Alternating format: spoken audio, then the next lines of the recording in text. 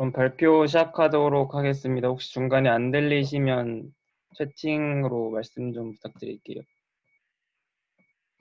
제가 이번에 하려는 발표는 셀프 슈퍼바이스드 러닝에 대한 걸 발표하려고 하고요. 그래서 지금 오늘 그래서 여러 가지 셀프 슈퍼바이스드 러닝 방법론에 대해서 언급을 해드리고, 그리고 어떤 논문들이 있었는지에 대해서 간단하게 언급해 드리려고 합니다. 전체 화면 있구나. 그래서 오늘 순서는 우선 셀프 슈퍼바이스드 러닝이 어떤 건지에 대한 컨셉에 대해서 간단하게 알아보고, 그리고 여기서 정의하는 프리텍스트 태스크라는 에 대해서 어떤 종류들에 대한 연구가 있었는지에 대해서 조금 여러 가지 기본적인 것들을 알아보고, 그리고 어떻게 이밸류에이션이 이루어지는지, 그리고 최근에 또 이 셀프 슈퍼바이스 러닝에서도 각광받고 있는 컨트래스티브 러닝이 어떤 건지에 대해서 설명드리고 마치도록 하겠습니다. 그래서 셀프 슈퍼바이스드 러닝이 주목받게 된 이유는 결국에 AI 연구에서 문제시 될 수밖에 없던 데이터셋에 대한 문제로부터 출발을 하게 되었고요. 당연히 좋은 퀄리티의 데이터셋이 있어야 딥러닝이나 머신러닝 모델을 잘 훈련시킬 수가 있고, 그래야 좋은 퍼포먼스를 낼 수가 있는 건데, 근데 뭐 라벨링이 잘 되어 있는 데이터셋 같은 경우는 이미지넷 같이 이미 라벨링이 대규모로 돼 있는 경우는 크게 문제가 없을지 모르지만, 일단 라벨링을 하는 것 자체가 일단 코스트가 크게 들어가는 일이고, 라벨이 없는 데이터도 분명히 많기 때문에 그런 문제를 해결하고자 하는 연구 분야 중에 하나이고요. 그래서 말씀드린 것처럼 결국 문제시됐던 거는 좋은 퀄리티의 데이터셋을 얻는데 코스트가 되게 크다는 문제에서 시작을 했고, 그런 문제를 해결하기 위해서 다양한 방법론들이 있고요. 그래서 여기 트랜스퍼 러닝, 도메인 어댑테이션, 세미 슈퍼바이스드 러닝, 위클리 슈퍼바이스드 러닝, 셀프 슈퍼바이스드 러닝 등등 이 외에도 다양한 것들이 있긴 하는데, 이번에 제가 주목할 부분은 셀프 슈퍼바이스드 러닝에 대해서 언급해 드리려고 합니다. 그래서 그러면 셀프 슈퍼비전이라는 게 결국 뭐냐라고 하면은, 어찌됐건 슈퍼바이스드 러닝을 하면은 보통 X라는 인풋이 있고, 그리고 Y라는 정답 데이터가 그라운드 트루스가 있어서 X랑 Y를 가지고 학습을 하는 거를 슈퍼바이스드 러닝이라고 하는데, 여기서 말하는 셀프 슈퍼바이스드 러닝, 즉 셀프 슈퍼비전, 여기서 말하는 언급하는 의미는 스스로 학습을 시킨다라는 거에서 초래된 용어 같고요.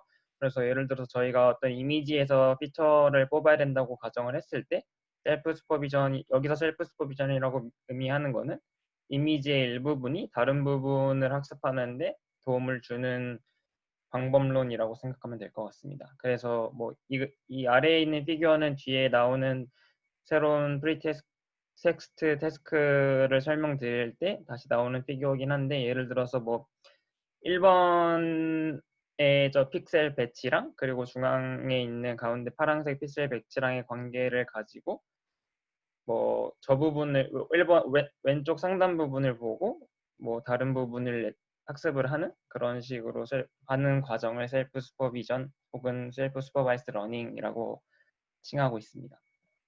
그래서 이거는 AI 분야에서 대가로 알려지신 뉴욕대 교수 얀 레쿤 님이 쓰신 글인데, 이게 되게 좋은 글인 것 같아서 가져왔었는데, 셀프 슈퍼바이스 러닝이라고 하면 보통 대다수가 언슈퍼바이스드 러닝의 서브클래스라고 알고, 그러고 그렇게 연구 방향을 진행하는 게 일반적인 것 같아요. 근데 여기서 얀네쿤 교수님이 하신 말씀을 정리해 보면, 일단 세 가지로 나눠서 보면은, 첫 번째는 일단 여기 셀프 슈퍼바이스드 러닝이랑 언슈퍼바이스드 러닝이랑 충분히 혼란이 될 만한 용어다라고 언급을 하시면서, 셀프 슈퍼바이스드 오른쪽에 보시면 셀프 슈퍼바이스드 러닝 자체도 어찌됐거는 그 인풋 처음에 애초에 정답 그라운드 트루스가 있는 건 아니지만 인풋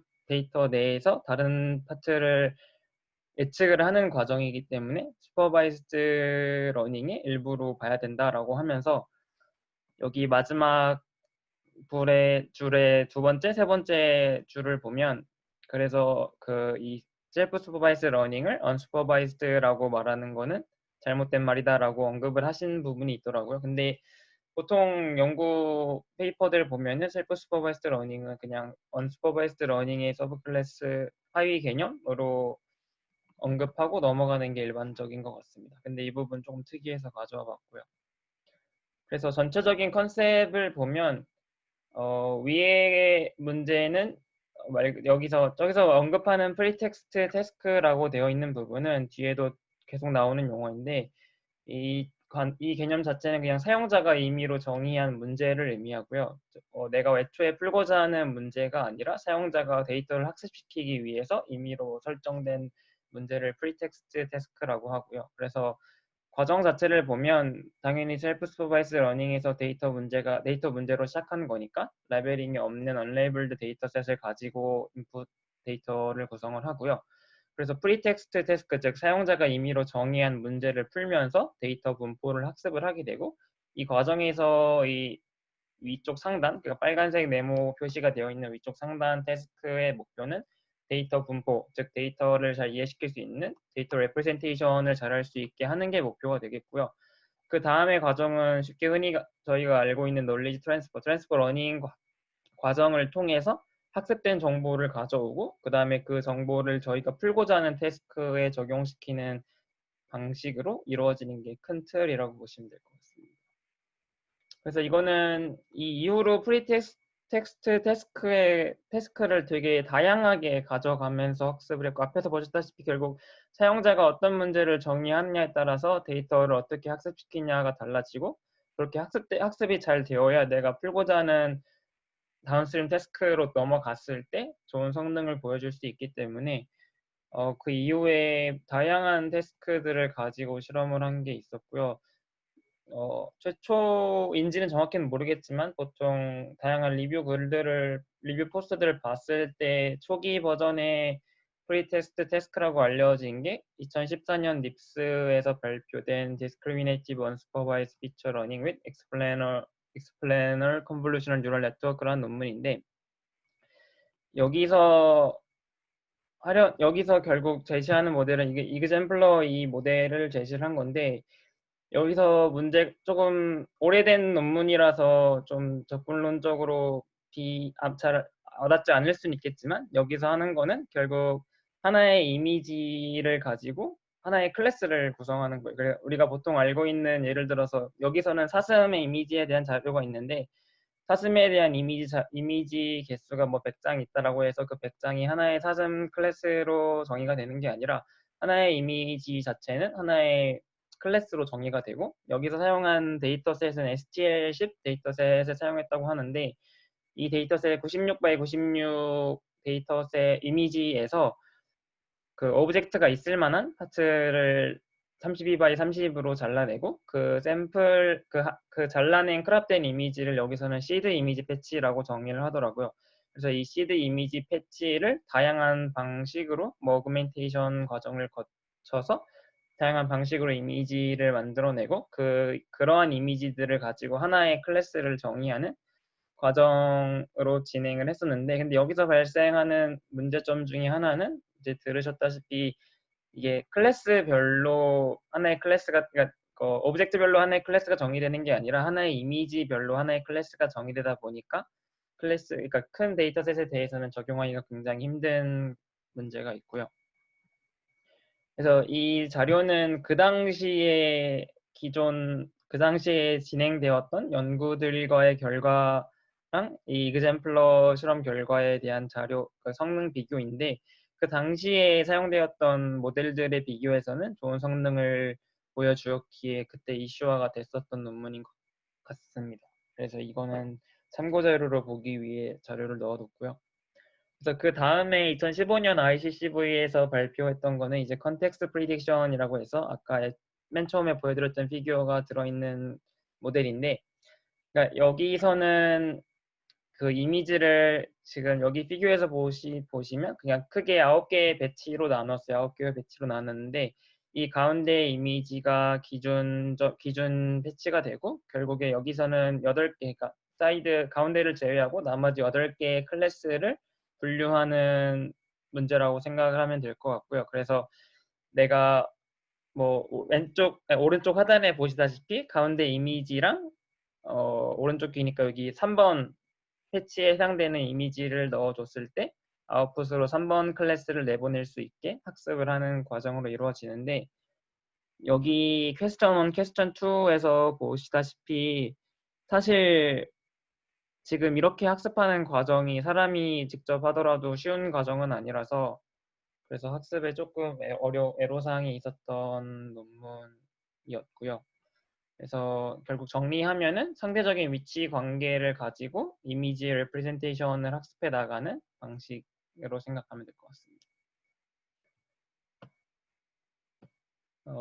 그래서 여기 이거 실험을 할 때는 알렉스넷을 베이스로 해서 실험을 했고요. 근데 여기서 학습에 문제가 생기면서, 그래서 간단한 해결책으로 내놓았던 게 이제 패치 사이의 간격을 그러니까 갭을 만들어 놓는 거. 그러니까 패치 사이를 컨티뉴어스하게 붙여놓는 게 아니라 사이에 갭을 주고, 그 갭조차도 일정한 갭을 두는 게 아니라 랜덤하게 다른 사이즈의 갭을 두면서 패치를 구성하는 방식으로 트리비얼 솔루션을 해결했다고 합니다. 네, 그러고 그 다음은 직소 퍼즐을 푸는 방식으로 텍스트 태스크를 구성했는데, 이거는 이제 앞서 말씀드린 이 컨텍스트 프리딕션의 문제점이랑도 조금 연관이 되는데, 이 왼쪽 샘플 이미지에서 9개의 배치 중에 그 그러니까 위에 있는 1번, 2번을 봤을 때 사실상 크게 다른 이미지가 아닌 것처럼 보이듯이, 왜냐면 지금 거의 대부분이 저 바위를 나타내고, 그리고 또 하필 둘 다 오른쪽 하단에는 호랑이의 그 일부분을 잠깐 이렇게 담고 있는 것처럼 사실상 1번이랑 2번이랑 이미지 차이가 거의 없는 구조. 즉 만약에 컨텍스트 프리딕션으로 실험했을 때는 1번이랑 2번이 분류가 안 되는 문제를 가지고 문제점을 해결하는 하나의 또 모델이기도 하는데, 이 직소 퍼즐 같은 경우는 결국에 이 직소 퍼즐 해보셔서 아시겠지만 이 퍼즐 구조를 퍼뮤테이션을 주면서 이 그 순열 구조를 그 순서 자체를 맞추는 거를 학습하는 방식이고요. 근데 당장 9개만 하더라도 팩토리얼로 하면은 36만 개 이상이 나오는 과정인데, 근데 순열 구조 보면은 예를 들어서 1, 2, 3, 4, 5, 6, 7, 8, 9랑 1, 2, 3, 4, 5, 6, 7, 9, 8이랑은 사실상 큰 차이가 없는 구조이기 때문에 이런 비슷한 퍼뮤테이션들을 다 제거를 하고, 여기서는 프리디파인된 100개의 퍼뮤테이션 셋을 가지고 실험을 진행했다고 하고요. 그래서 총 100디멘션 벡터를 가지고 그 인덱스를 예측하는 방식으로 학습을 진행한 연구라고 생각하면 될 것 같습니다. 이것도 마찬가지로 알렉스넷을 사용하였고요. 이거는 9개의 패치를 같이 학습을 시키니까 9개의 네트워크 구성이 되어 있고 다 웨이트를 쉐어링하면서 학습이 되는 구조라고 보시면 될 것 같습니다. 그리고 이 뒤에는 오토인코더 베이스드의 어프로치 방식들인데, 많이들 알고 있는 디노이징 오토인코더도 이러한 셀프 슈퍼바이스드 러닝의 일부라고 생각하실 수 있고요. 왜냐면 로우 데이터에 어찌됐건 랜덤 노이즈를 가해서 다시 그걸 복원하면서 학습을 진행하는 과정이고, 이미지 컬러레이션 같은 경우도 결국에 그레이스케일의 이미지를 가지고 그가 RGB 채널을 가진 이미지를 생성하면서 이미지를 학습해 나가는 과정도 있고, 컨텍스트 어토엔코더 같은 경우는 이미지 일부분을 잘라내서 그 이미지를 잘린 이미지를 복원해내는 방식이고, 스플릿 브레인 어토엔코더는 이미지의 절반 부분을 가지고 나머지 절반 부분을, 그러니까 여기서 파란색 부분을 가지고 이 노란색 부분을 학습해 나가는 과정인데, 어찌됐거는 이렇게 어토인코더 베이스드의 다양한 어프로치들도 그 셀프 슈퍼바이스드 러닝을 통해서 진행을 하는 걸 알 수 있고요. 그리고 이거는 2017년 ICCV에서 발표된 논문인데, 이거는 조금 특이했던 게, 이렇게 여기서는 또 패치가 시드 패치 이렇게 안 나누고 하나의 패치 구조를 타일이라고 또 정의를 하더라고요. 용어로 타일이라고 정의를 하는데, 여기서 사용했던 방법론은 이렇게 4개의 타일로 나눠져 있을 때 각각의 타일에서 특정 피처, 그러니까 여기서는 그 눈, 코, 입, 뭐 머리 개수 뭐 이런 걸로 정의를 했는데, 이렇게 특정 피처를 카운트를 하는 거예요. 카운트를 했을 때 그러면 최종적으로 4개의 타일의 피처 벡터를 합해 서메이션 했을 때는 원래 이미지에서 나오는 피처 벡터랑 동일하게 나와야 된다라는 방식으로 구성한 논문이고요. 그래서 여기 오른쪽 피규어에서 보시다시피 그 맨 처음에 X라는 이 강아지 2마리가 있는 X라는 이미지를 우선은 다운 샘플링을 해요. 다운 샘플링을 해서, 왜냐면 나중에 그 합계랑 비교하기 위해서 다운 샘플링을 해서 동일한 사이즈로 맞춰서 실제로 이 전체 이미지를 가지고 피처 벡터를 계산해 내고요. 그리고 그 외에 이 4개의 타일로 나눠서 각각의 그 배치 타일을 가지고 피처 벡터를 계산해서 여기 중간에 있는 4개를 서메이션 한 거랑 맨 오른쪽에 있는 다운 샘플링한 이미지 피처 벡터랑 그 같은지 다른지 그 유사도 그 펑션이 정확히 뭐로 구성되어 있는지는 기억이 안 나는데, 어찌됐건 그 서메이션이 동일해질 수 있도록 학습하는 구조로 진행이 되고요. 근데 여기서 발생하는 문제점 중에 하나가, 근데 이렇게만 학습이 되면 그냥 피처 벡터를 다 0으로 두면은 학습이 잘 완료가 되는 문제가 발생을 해서, 그 점을 방지하기 위해서 여기서 컨트래스티브 로스라는 거를 추가해서 로스 펑션을 구성을 했고요. 여기서 컨트래스티브 로스라고 하는 거는 완전히 다른 이미지를 두었을 때 이 결국 그 피처 벡터도 다르게 나와야 된다는 식으로 진행을 하는 거죠. 그렇게 되면 피처 벡터가 다 0으로 되는 문제를 해결할 수 있기 때문에 그런 거를 강제로 부여를 로스 펑션을 추가를 해서 그 전체 토탈 로스 펑션을 구성한 연구 방식입니다. 이게 아마 프리테스크 태스크에 관해서는 마지막 그 방법론적인 설명일 것 같은데, 이거는 이미지 로테이션을 통해서 그 모델을 구성한 방식이고요. 그래서 여기서 보시다시피 그냥 이미지 X가 들어갔을 때랑, 그러니까 0도 회전이 안 됐을 때, 그리고 90도 회전이 됐을 때, 180도 회전이 됐을 때, 270도 회전, 이렇게 4개의 클래스로 나눠서 이 그 회전된 이미지를 가지고 얼만큼 회전된 이미지인지를 학습해내는, 그래서 기본 이미지에서 얼만큼 회전된 이미지인지를 학습해 나가는 과정으로 이 전체 네트워크가 학습이 진행이 되고요. 그래서 여기까지는 방법론적인, 그러니까 앞서 말씀드렸던 이 결국 사용자가 임의로 정의해서 그 데이터의 분포를 학습하기 위한 텍스트 태스크에 관해서 어떠한 그 방법론적인 것들이 있었는지에 대해서 간단하게 정리를 해 놓은 건데, 보통 많은 그 셀프 슈퍼바이스 러닝이라고 키워드만 쳐도 되게 많은 블로그 포스팅들도 있고 유튜브 영상들도 있고 했는데, 대다수의 영상 포스팅들에서 다뤄지는 방법론이라서 그냥 저도 동일하게 다룰 수 있도록 가져왔었고요. 그리고 여기서부터는 이제 그러면 이제 앞서 태스크를 통해서 사용자 정의 태스크를 통해서 이미지에 대한 분포가 학습이 됐으면 결국 내가 풀고자 하는 태스크에 어떻게 적용이 될 거냐라는 문제를 가지고 어떻게 이밸리에이션 하는지에 대한 슬라이드이고요. 그래서 맨 처음에 가장 저 보편적으로 질문 하나만 할게. 하면 네, 될까요? 그, 그 텍스트 같은 데다 뭐 이미지가 아닌 다른 데이터에 이런 걸 적용시킨 건 없나요?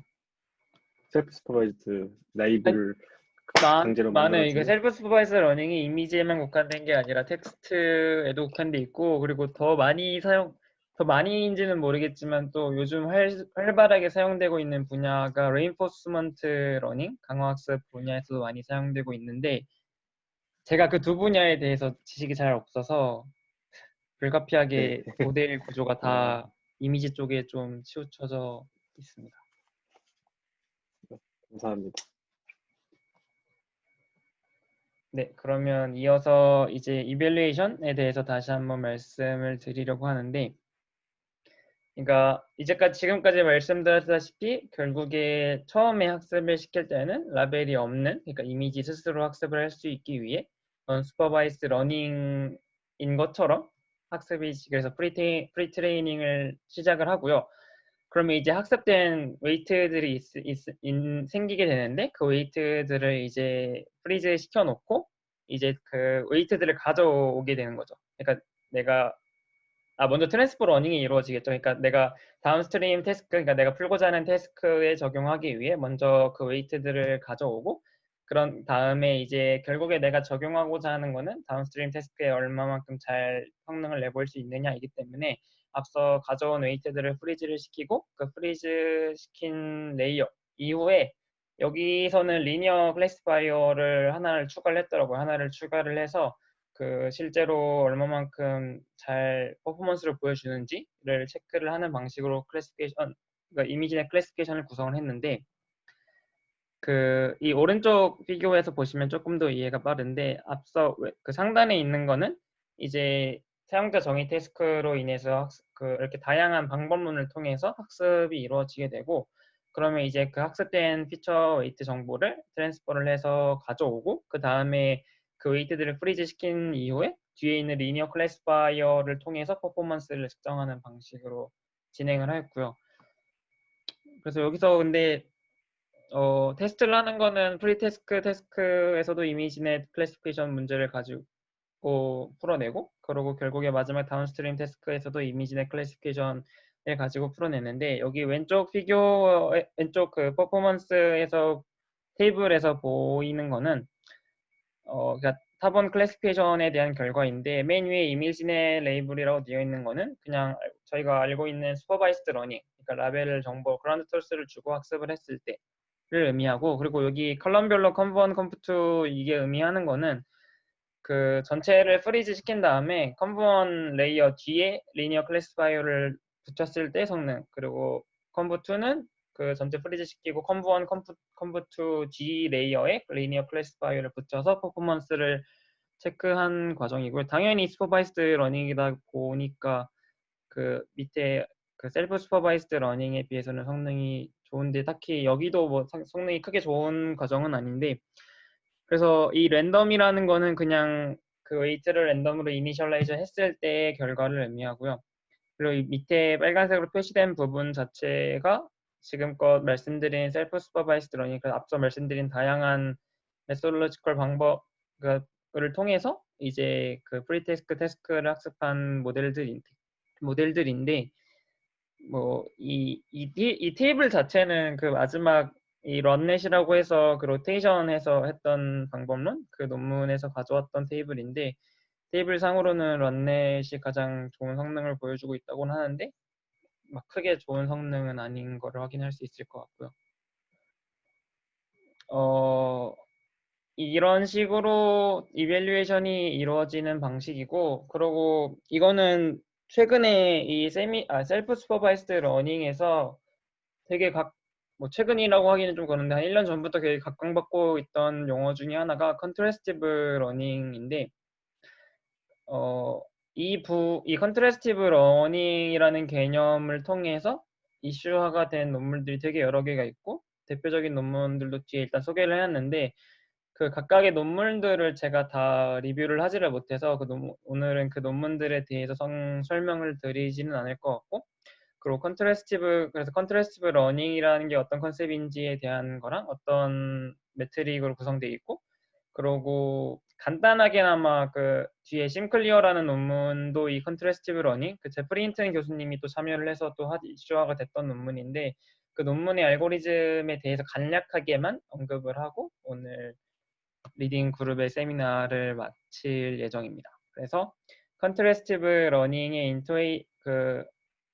인투이션을 먼저 얘기를 드리면, 그러니까 다른 클래스, 그러니까 여기서 굳이 말씀드리면 고양이라는 클래스가 있고 강아지라는 클래스가 있을 때 다른 거는 다르다. 그러니까 다른 클래스는 서로 다르다는 정보와, 그러니까 동일한 클래스는 동일하다라는 정보를 바탕으로 이미지를 학습하는 데 도움을 주자라는 접근에서 시작하게 된 방식이고요. 그래서 서로 다른 페어쌍이랑 같은 페어쌍이 다 학습하는 데 사용되는 구조로 진행이 됩니다. 그래서 이거는 그러니까 원래 그냥 진짜 슈퍼바이스드 어프로치로 봤을 때 이런 거를 할 수 있는 것 자체는 사람이 애초에 클래스를 나눠 놓는 거죠. 그러니까 강아지 클래스는 강아지 클래스대로 놔두고 고양이 클래스는 또 고양이 클래스대로 또 분류를 해놓으면 그 자체로 비슷한 그룹 그리고 다른 그룹이라는 게 정의가 되기 때문에 그 뭐 슈퍼바이스드 어프로치로도 할 수는 있지만 여기서 하고자 하는 결국 이게 사람의 인터벤션 간섭 개입을 되게 줄여내기 위한 방식이기 때문에 그러면 이제 어떻게 사람이 임의로 나누는 방식 외에 이렇게 할 수 있을 거냐라고 했을 때 보통 대다수의 논문이 데이터 어그멘테이션을 활용해서 진행을 하더라고요. 그래서 이렇게 같은 동일한 이미지가 있으면 그러니까 동일한 클래스의 이미지가 있으면 동일한 클래스의 이미지에 서로 다른 데이터 어그멘테이션 방법을 통해서 뭐 서로 다른 X 프라임에 대한 이미지들을 만들어내면 그 X 프라임 이미지가 같다라는 정보 그리고 만약에 서로 다른 클래스에 대해서 데이터 어그멘테이션을 했을 때 만들어진 또 X 프라임에 대해서는 다르다는 정보를 가지고 학습을 하는 방법론이 컨트래스티브 러닝이라고 생각하시면 될 것 같고요. 당연한 얘기지만 이미지를 인베딩 할 때 벡터를 제대로 인베딩 할 수 있어야 이제 이 방법론도 좋은 성능을 내는데 연결될 수가 있고 그리고 여기서 계속 시밀러한지 디시밀러한지를 판단해야 되기 때문에 시밀러리티 매트릭이 당연히 필요하게 되고요. 그래서 이 식은 컨트래스티브 러닝에서 주로 사용되는 로스 펑션인데 노이즈 컨트래스티브 에스티메이터 로스라고 해서 NC 로스라고 하더라고요. NC 로스라고 하는데 여기서 X는 그냥 뭐 인풋 이미지라고 했을 때 X 플러스는 동일한 이미지라고 생각하시면 될 것 같고요. X 마이너스라고 되어 있는 거는 이제 다른 클래스의 이미지라고 생각을 하면 될 것 같고 전체적인 거는 소프트맥스랑 비슷한데 이 전체 이 확률값 자체가 커질 수 있도록 크로스 엔트로피와 식이 비슷하게 구성이 되어 있고요. 그래서 여기 시밀러리티 펑션은 뭐 논문마다 다르긴 하는데 이 뒤에서 설명드린 심클리어 논문에서는 그냥 코사인 시밀러리티를 사용을 했었고 뭐 다른 시밀러리티 매트릭을 사용하는 논문들도 있는 것 같습니다. 그래서 이거는 앞서 이제 제가 뒤에다 언급을 해놓긴 했는데 컨트래스티브 러닝이라는 개념을 가지고 좀 이슈화가 됐던 논문들이 크게 3개가 있는데 그 중에 하나가 이 심클리어라는 논문이고 뒤에 또 나머지 2개 뭐 모코라는 논문도 있고 그리고 뭐 BOYL인가? 라는 논문도 있더라고요. 근데 제가 이 논문 하나하나가 좀 되게 좀 스케일이 커서 논문들 자체를 다 리뷰하지는 못했고 그래도 이 심클리어에서 컨트래스티브 러닝이 어떤 방식으로 적용되는지에서 간단하게만 말씀드리고 오늘 세미나를 마치려고 합니다.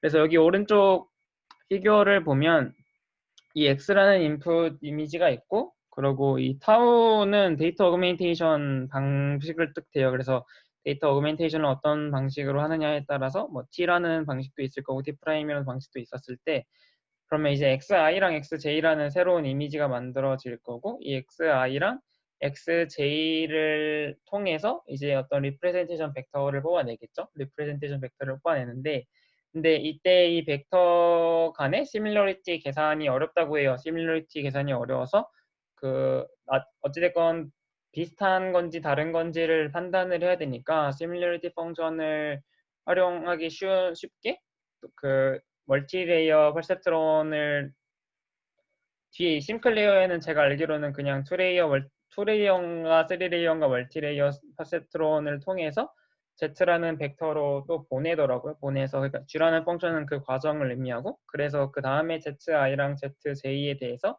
시밀러리티를 비교하는 방식으로 진행이 되고요. 그래서 만약에 다른 이미지에 대해서 진행이 됐을 때는 XI랑 XJ가 다른 이미지에 대한 레프레젠테이션이 구성이 되고 그게 Z라는 벡터 디멘션으로 갔을 때 이제 서로 다르다, 그러니까 그 시뮬리티 펑션에서 다른 값, 그러니까 시뮬리티 값이 낮게 나오는 과정으로 학습이 되는데, 그래서 여기 왼쪽 알고리즘에서 보시면 미니 배치에서 이제 그 t랑 t 프라임 이렇게 서로 다른 어그멘테이션, 여기선 두 개 어그멘테이션 방법을 가지고 우선 xk를 t라고 보내서 그 x바 이거를 만들어내고, 그리고 f라는 펑션은 이제 그 이미지 레프레젠테이션을 뽑아내는 데이터 어그멘테이션을 통해서 만들어진 이미지의 레프레젠테이션 벡터를 뽑아내는 과정, 그 벡터를 h라고 정의를 했고, 이제 말씀드린 것처럼 이제 시뮬러리티를 계산하기 위해 프로젝션을 해서 z라는 벡터로 최종적으로 나오게 되고요. 마찬가지 방식으로 t'이라는 어그멘테이션 방식을 통해서 또 다른 z 벡터를 만들어내게 되고, 이제 뒤에서는 코사인 시뮬러리티를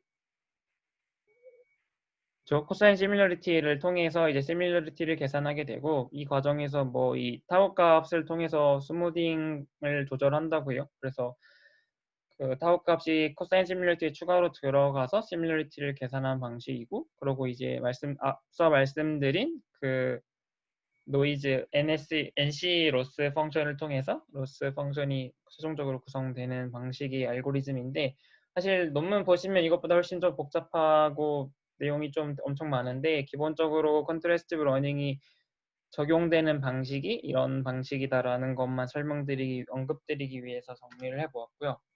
그래서 이거는 아까 제가 말씀드렸던 세 가지 논문이에요. 세 가지 논문인데, 간단하게 순서만 말씀드리면, 원래 모코 버전 1이 그러니까 최초는 아니지만 여기서 좀 이슈가 됐던 논문들 중에 모코 버전 1이 제일 먼저 나왔었고, 그러고 되게 시간 차이 없이 나오더라고요. 뭐 2달 뒤에 바로 심클리어 논문이 나오고, 그 뒤에 또 뭐 한두 달 뒤에 또 모코 버전 2가 나오고, 뭐 이런 식으로 진행이 되고, 제가 알기로 제일 최근에 나온 거는 이 마지막 BYOL 논문으로 알고 있는데, 제가 모코랑 BYOL은 논문 자체를 거의 보지를 못했고, 심클리어는 그러니까 테이블이랑 피규어 위주로 좀 보긴 했었는데, 심클리어 논문을 봤을 때 슈퍼바이스드 러닝이랑 퍼포먼스가 크게 차이가 없더라고요. 그래서 원래 슈퍼바이스드 러닝이 성능이 퍼포먼스가 잘 나오는 거는 이미 많은 연구들에서 증명이 됐었고, 근데 이제 언슈퍼바이스드 러닝의 고질적인 문제는 결국 슈퍼바이스드 러닝의 퍼포먼스를 따라가지 못한다는 점이었는데, 심클리어에서 보여줬던 테이블 피규어를 보면은 슈퍼바이스드 러닝이랑 큰 차이를 보이지 않는 과정을 통해서 되게 주목받았던 논문이고요. 그래서 이 관심이 있으시면 이 세 개 논문을 꼭 리뷰를 해보시면 셀프 슈퍼바이스드 러닝에 대해서 조금 더 깊게 이해하시는데, 최근 트렌드를 깊게 이해하시는 데 도움이 될 것 같고요.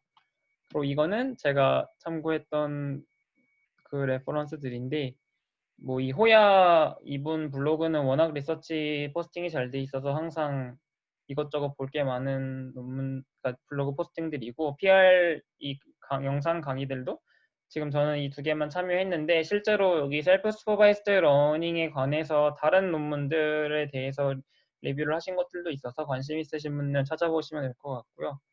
그리고 마지막으로 고려대학교 연구실에서 오픈 세미나로 또 이 주제를 다룬 게 있어서 그 부분도 참고를 해서 발표자를 구성을 했는데, 혹시 질문이 있으시면 질문을 받고 세미나를 마무리하도록 하겠습니다.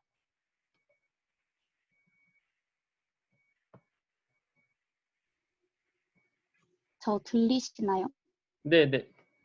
저 질문 있는데 그 심클리어 앞에 로스 있는 데 있잖아요. 네. 그러니까 여기서 그러니까 이전에 원래 이 XGX는 하나만 있는 거예요? 그러니까 앞에서 좀 더 리프레젠테이션을 더 잘 학습하게 하려고 유사하다랑 유사하지 않다 이 정보까지 전 추가로 줘서 사용한다고 생각을 했거든요.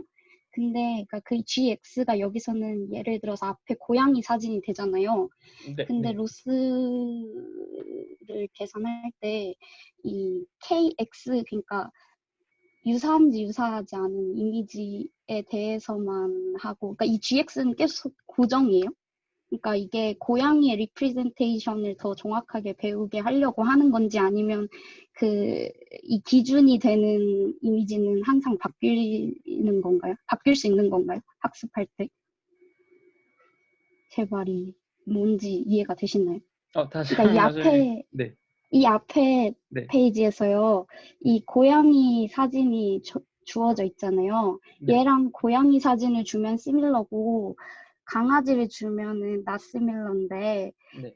그러니까 이 고양이 사진 말고도 이 하나의 학습 과정에 다른 애들도 들어갈 수 있어요? 그러니까 강아지가 기준이 될 수 있나요? 네네네, 네, 맞아요, 맞아요. 그러니까 이거 그 G라는 펑션은 그러니까 그 기준점이 고양이랑 네, 다른 거를 비교하는 게 네. 아니라 저는 이 그러니까 결국 X가 네, 바뀔 수 있냐는 거였어요. 네네, 맞아요, 맞아요.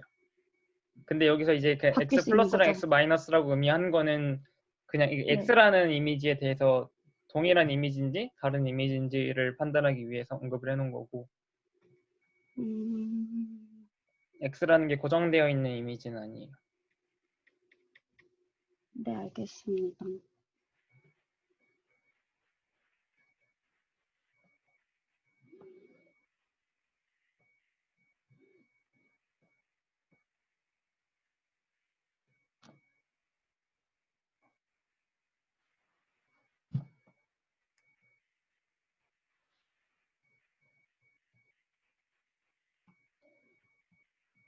질문이 없으시면 마칠까요? 아니면 질문이 있으시면 한 20초 정도 더 기다려보고 질문이 없으시면 마치도록 하겠습니다. 그 녹화부터 중지하는 게 좋을 것 같아요. 네, 여보세요? 네, 여보세요. 네, 잘 안 녹화부터 들려서. 네. 녹화 중지 먼저 하는 게 좋을 것 같아요. 녹화 중지, 네. 근데 혹시 녹화 중지 버튼, 네, 녹화 중지했습니다.